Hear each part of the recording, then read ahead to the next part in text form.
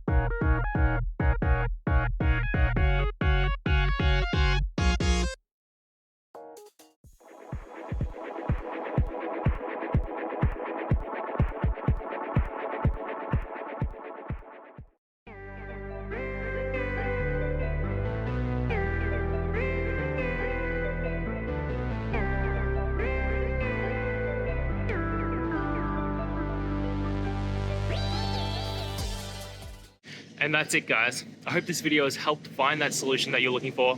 And if it did, please hit the subscribe button. I'd really appreciate it. Now, until the next time that you need technical help, I hope you have a good one.